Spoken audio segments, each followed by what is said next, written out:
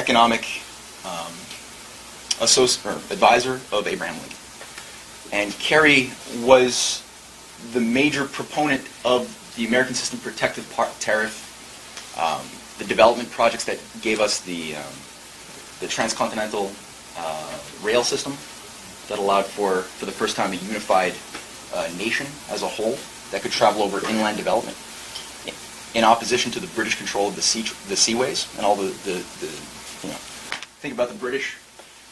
By being a maritime empire, their ability to have a stranglehold as a tiny little island over the entire world with a sun never set was by maintaining the biggest control of sea trade routes. So to the degree that you had maybe 18 different key choke points where all ships had to go through, by controlling simply those, not having to control everybody but those key points, you were able to generally control the global empire.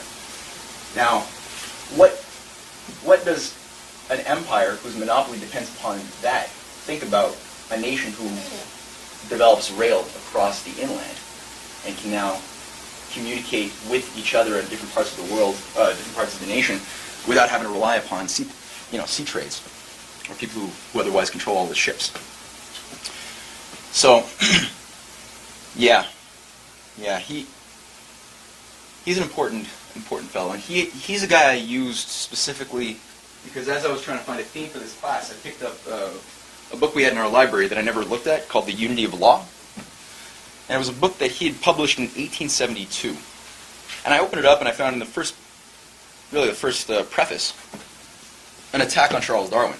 Well, specifically he's attacking Malthus, but he's bringing up Darwin. And I thought that was interesting. All right, that's cool. So I read the book. Now, he begins. It's called The Unity of Law because I think it's an interesting way to juxtapose that with Darwin's unity of law. Right? You got both people trying to find a unifying principle, but using two totally separate methods, so it's very clinically interesting. Now, what he does is in the preface, he quotes from Charles Darwin's Descent of Man to draw a point on the same paradox we had seen at the beginning of our class. What makes human beings unnatural? Right. Charles Darwin. Savages, the weak in body or mind, are soon eliminated, and those that survive commonly exhibit a vigorous state of health. We civilized men, on the other hand, do our utmost to check the process of elimination. We build asylums for the imbecile, the maimed, and the sick. We institute poor laws, and our medical men exert their utmost skill to save the life of every one to the last moment. There is reason to believe that vaccination has preserved thousands who from a weak constitution would formerly succumb to smallpox. Thus, the weak members of civilized societies propagate their kind. No one who has attended to the breeding of domestic animals will doubt that this must be highly injurious to the race of man. It is surprising how soon a want of care, or care wrongly directed, leads to the degeneration of a domestic race. But, excepting in the case of man himself, hardly anyone is so ignorant as to allow his worst animals to breed. Must be something wrong with people. Yeah. So a lot of people today they say that Darwin was misinterpreted by the eugenicists, by his cousin and all these guys. No, they took him for his word. And I think I pulled out another quote from the same book just to drive the point. At some future period, not very distant as measured by centuries, the civilized races of man will almost certainly exterminate and replace the savage races throughout the world. Charles Darwin. So it's sort of like our destination, right? Eugenics. The savage races mean those who are the not populations of the Aboriginals. Yeah, I mean, anybody who's not civilized and fit to survive, right? The preservation of the favored races in the struggle for existence. Huh? Yeah. Can you skip to the previous slide? Yeah, sure. I can give you a copy of this thing if you want. Okay. Huh? What do you mean by the savage? The Africans? I think he would qualify in his mind. Yeah, tribal societies. you give a reason why the civilized societies would necessarily exterminate the savages? I think he just saw it as natural. He just thought it was a natural progression. He doesn't. His book was titled, there was something about the fight among races. Can I just say something? Yeah. Races had to. Like, isn't civility having like compassion and mercy and things like that? No, civilization is empire. Thanks. Yeah, it's a paradox. They say that does the weak members of civilized societies propagate the kind of weak members should exist in a civilized society? Or only a civilized society is able to take care of them? Yeah. How did you hear And in the that? next passage that you showed is explaining the opposite thing. Like, at some future period not very distant as measured by centuries, the civilized races of man will almost certainly exterminate and replace the savage races throughout the world. Yeah. So it's not very clear about what is a civilized society, what is civilization, not who very is actually the savage. No. It's always us. That's an understatement. Huh? It's always us. We're civilized. They're not. Yeah. Yeah. It's like he's saying, like that would come before the extinction of man. Or no, actually, yeah, that's kind of very contradictory because he's saying that actually the best will destroy itself. It's like in the Republic, you know, when, or you know, like the refutation of Nietzsche, like when in the Republic you have Sisyphus, which is saying that justice is the power of the stronger, the will of the stronger. And, you know, just like the paradox is, you know, why the weakest actually have more power on the stronger at the end. You know, in the democracy, you know, it's just the will of the society of tyrants will eventually fall anyway. Oh, they're sort of Yeah, desperate like, claps because changes they all the suppress. time. Like you're suppressing the masses to such a point that you create like a uprising. boiling pot. Yeah, that creates an uprising. Takes care of it. Yeah, then you got Karl Marx's paradox, right? Yeah, perpetual, Seeing, like, cyclical. The strength of the society is how it cares for like its lowest members or those deemed not weak. That's the strength of a society. That's the strength of a society, right? How it cares for the weak. That's what Henry C. Carey's point is, right? Not to 'Cause- Darwin. Not to Darwin, no. But to Henry C. Carey, that's right. To a human being, that's right. To an animal, that's not right. Okay. Yeah, because Carey is getting specifically what he's hitting at, sort of on a multi. He's hitting this at a few angles. Where on the one hand, he is attacking the economic policies of London, the imperial policies, by getting at certain assumptions of Malthus. And the one that he attacks the most is belief in the law of diminishing returns, which is taken from Adam Smith. And this belief has it that in anything you look at, be it a tool, be it a factory, or be it land, you always begin with the most richest state, and the more you use the land or the tool, the more it wears down and the value decreases. Such that if you want to extract continuously a profit from that, not only do you need to introduce more laborers to the land or more people, you know, using the tool, which is becoming increasingly less effective, but you need to, as a landowner or as an entrepreneur, so to speak, you have to keep on paying increasingly diminishing wages to the laborer, right? If you want to keep on maintaining that profit. Right? There's less and less coming out of it. And at some point you have to go on and look for somewhere else to. Yeah, then you got to get in a war with somebody else who's. You got to make your land bigger till you get in a war. Ask you a question. Yeah. Like about that, you know, civilized. Okay, put in a sample between Canada. Yeah. Quebec and the English part. So we civilized. I think until we actually get out of the colonial system of empire, until we get rid of the Queen, we're all in trouble, coast to coast. Yeah.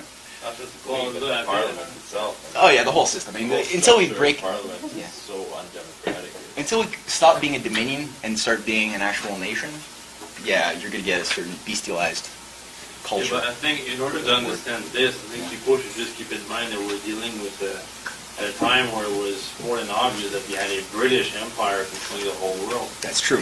The relationship of the British is towards their colonies, right? That's when you have civilized and savage makes sense in that type of dynamic. It's the colonizing versus colonized people. Mm-hmm. Yeah. That thing you said about Adam Smith, that sounds like a justification for slavery. It is, and that's Carey's point that he makes in the book, is that the nature of that belief, that unexamined assumption, will continuously lead to absolute slavery. Right? Everyone's getting paid less and less, the land is becoming more and more worthless. Eventually paid nothing. Exactly. Yeah, right. But I don't exactly see how that happens. 'Cause I mean, the way it's applied to contemporary economics is basically just it was describing something rather than saying this is like. Well, think of the guy in China. Like the guy in China can't afford to live on 20 cents an hour, so we go to the next country that can do it for cheaper. We have the next country that can do it for cheaper. The race to the bottom. Yeah, the race to the Who bottom. can we pay less and treat the worst to make the most money? In theory, At the same time, it's a justification for progress too. Like you can also your returns will diminish unless you get like cheaper labor, or unless you develop a cheaper way of making it, like leaving your labor the same. Well, that's what Carey actually in the book, he argues that real progress has to be re-understood. He's attacking monetarism because he's getting at the first point in the human economy that when you're thinking of value, the worst metric to begin with is just money, plain and simple. And he says what we can know primarily is that we live in a physical world and that things change in one of three ways. We had this discussion at one point.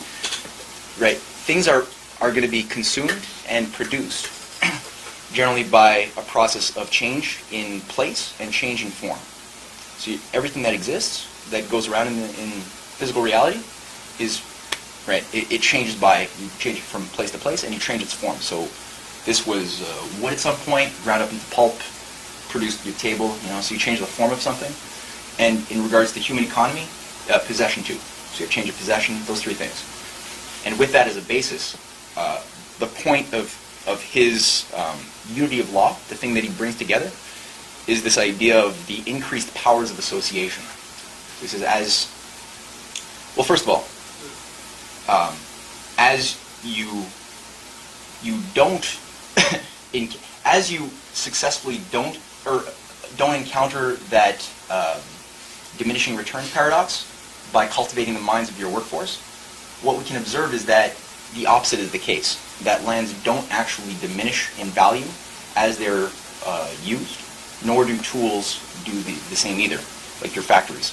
He says, in observation of the physical reality of the human society's development up until that point, the opposite's been the case, and that the wooden hammer has become a stone hammer, became a copper to an iron hammer, and each time the effectiveness and durability of it increased in value, so it accomplished more work.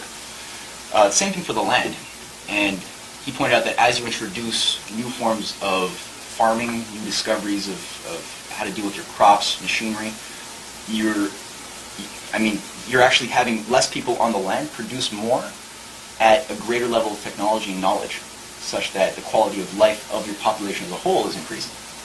And this, he says, is directly a product of the rate of increase of the powers of association. That's sort of his. For LaRouche, it's LaRouche's gem, I guess you could say. The point of what gives your society economic value is the increase of the productive powers of labor and relative population density.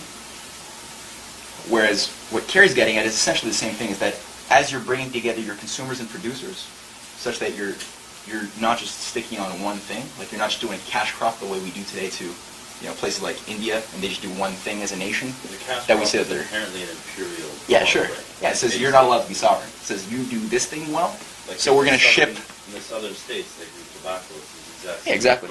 Identical, yeah. And you see the way we do things today, where products from China that are produced in sweat houses literally travel. They're made with lumber and raw materials coming from Canada. We ship them all the way halfway across the world, right? Convert them into something to be used by little children sweatshop laborers who don't have a very, very high quality of life and use little technology, and then we ship them all the way back for $1 stores. So you can buy crappy furniture at IKEA or something? Yeah. No, that's all Swedish made, actually. I'll stand by IKEA for now. But yeah, it's totally in opposition to the idea of an integrated sovereign economy where your agriculturalists don't just do that, but have access to cities that have industry, and you're increasing the division of labor. So the division of labor is actually increasing as you're giving people, as your society is progressing in new technologies, giving people, as you have a machinery that can alleviate the work of slaves. Now you have people who have talents that they can express that they wouldn't have known about if they were just using brute labor force, you know? Those talents are used for Can I just say one thing about Carey versus Adam Smith? Yeah, sure. Because I think if you look at the American system, that they did want free trade. Like, for instance, let's say America and Canada had both been sovereign republics back in Abraham Lincoln's time, and both of the goods coming from Canada or the United States were produced by workers and not slaves, and et cetera, et cetera. Both of them had reasonable standards of living, and they were produced fairly. That the United States would not have imposed high tariffs on Canadian goods. That Adam Smith's argument for free trade inherently allowed the British imperial system to continue based on cheap goods made by slaves. And the American system was arguing that that is not a free market, where if you allow the existence of the imperial system, that is not a free market at all. And so to counter that, you need to destroy the imperial system because it's not a free market system. And so the way to do that is through high protective tariffs, to banish the imperial goods from your market. But if, let's say, you could have an ideal world where everybody's a republic and all the workers are treated fairly, then the tariffs would not be needed. Yeah, that's why the fact that the different individual states within the colonies had free trade amongst themselves functioned because they had a unified. It worked in that context where they had a unified constitution, which ensured a strong federal government, but certain principles that had to be maintained, like the general welfare. Whereas the fight at that time, before you had the constitution, was that every state was like an each against all thing. Whereas like Virginia, they wanted just their slaves, they wanted their protective tariffs on certain things, and they had different economic policies, which made a divided house. I mean, the South. Which again, that was what Lincoln was up against too, right? That's what Henry Carey was was fighting to maintain. Whereas during the Civil War, you had the British financing and sponsoring the Confederate South it wasn't just to watch some entertainment, it was to dismantle and divide and conquer your arch nemesis, to break it. The North. The whole nation. The idea of a republic. Yeah. I remember somebody saying the people who had the free trade systems, Yeah. if you went to their territories, it was like backwards. They had no railroads, no running water, no electricity. Yeah. Right, that's the imperial model. The imperial model doesn't want to develop the territory. Right. Only give the example of the southern colonies in the States. They would want to develop them. Let's say that one was particularly good for growing cotton. They would want to develop them insofar as growing cotton was concerned. So if you need roads to deliver the cotton from the farm to the sea to put on the ships, then they'll build those roads. And if you need some houses to house your slaves, they'll build those houses. But that was it. The only development of the land was for whatever needs you needed to do what you wanted to do on that territory. There was no concept of like a transcontinental railroad to promote the general welfare. That's an inherently Republican ideal versus the imperial model. But why? Why is it? Because that's the whole idea of empire, is that you exploit a certain area for its resources and deliver nothing back to the people who live there. The opposition. All of the wealth goes back to to the mother, in this case Britain, but before it was Venice, or there was the French Empire too. Yeah. That's the idea of the difference between exploitation of land and the development of the land. Where today, when you say the words development, the trigger that people have in their mind is imperial exploitation, you know? Like, oh, Africa doesn't need any more development. Haven't we developed Africa enough? Look at them. You know?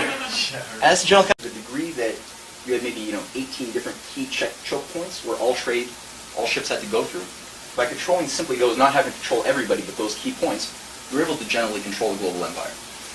Now, what does an empire whose monopoly depends upon that think about a nation who develops rail across the inland and can now communicate with each other in different parts of the world, different parts of the nation, without having to rely upon sea trades or people who otherwise control all the ships? So, yeah, he's an important fellow, and he's a guy I used specifically because as I was trying to find a theme for this class, I picked up a book we had in our library that I never looked at called The Unity of Law, and it was a book that he had published in 1872. And I opened it up and I found in the first preface an attack on Charles Darwin. Well, specifically he's attacking Malthus, but he's bringing up Darwin. And I thought that was interesting. All right, that's cool. So I read the book. Now, he begins. It's called The Unity of Law because I think it's an interesting way to juxtapose that with Darwin's Unity of Law. Right? You got both people trying to find a unifying principle, but using two totally separate methods, so it's very clinically interesting.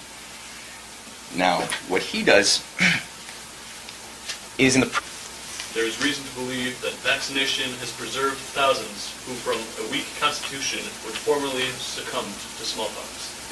Thus, the weak members of civilized societies propagate their kind. No one who has attended to the breeding of domestic animals will doubt that this must be highly injurious to the race of man.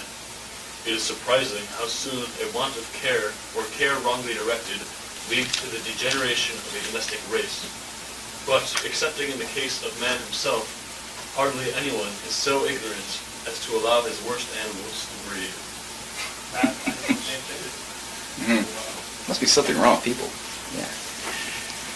So a lot of people today they say that Darwin was misinterpreted. Economic advisor of Abraham Lincoln, and Carey was the major proponent of the American system protective tariff. The development projects that gave us the transcontinental rail system that allowed for the first time a unified nation as a whole that could travel over inland development, in opposition to the British control of the seaways and all the think about the British.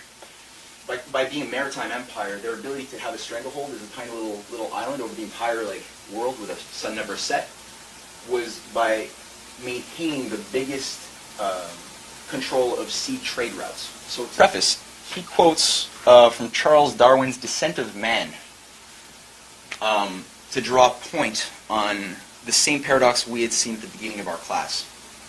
What makes human beings unnatural? Right.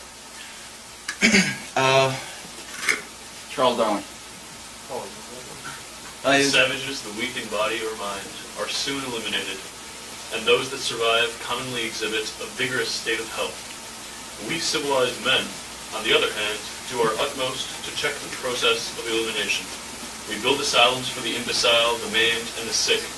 We institute poor laws, and our medical men exert their utmost skill to save the life of everyone to the last moment.